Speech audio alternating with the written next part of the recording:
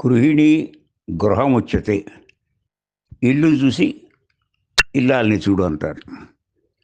సమాజంలో కానీ, కుటుంబంలో కానీ, ప్రపంచవ్యాప్తంగానే ఈనాడు స్త్రీలకి ఎడలేని గౌరవంగా అన్ని రంగాల్లో ముందుకు దూసుకుపోతున్నారు. వారిని గౌరవించడం కనీసం వ్యవధి.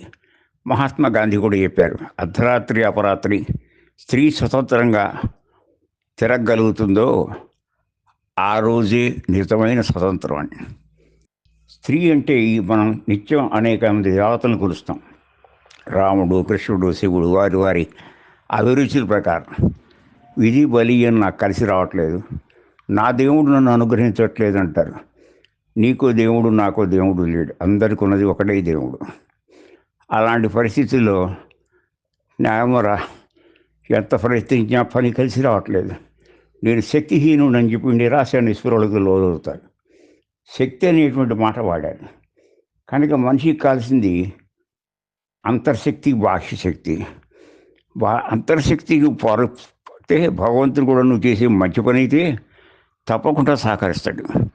ఆ నమ్మకంతోనే ముందుకు దూసుకుపోవాలి. దీనికి సంబంధించినటువంటి అనేక రకాల పూజలు పురస్కారాలు చేస్తారు. స్త్రీలను గౌరవించాలి. ఒక మగవాడి వెనకాల విజయానికి కారణం స్త్రీయే కాదు, స్త్రీ అన్ని విధాల తల్లిలా, చెల్లిలా, కూతుర్లా అనేక సందర్భాల్లో అనేక స్థాయిల్లో సహాయపడుతున్నారు ఈనాడు సమాజంలో. కేవలం ఆర్థికంగానే కాదు, వాళ్ళ శక్తియుక్తులు అన్నీ ఉపయోగించి. అసలు స్త్రీకి ఇంకో పేరు ఆడమ్మాయి.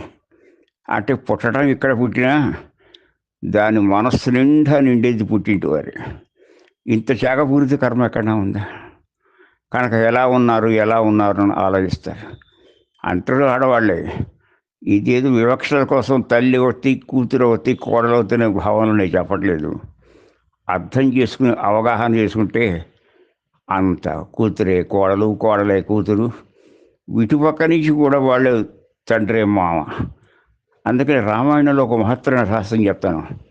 ఆవిడ గురించి పొగట్టాడితే నేను రాముల వారి భార్య అని చెప్పలేవుడ. దశరథుడు కోడలని చెప్పింది. ఇంత పెద్ద ఇంటికి పెద్దగా ఇచ్చారు.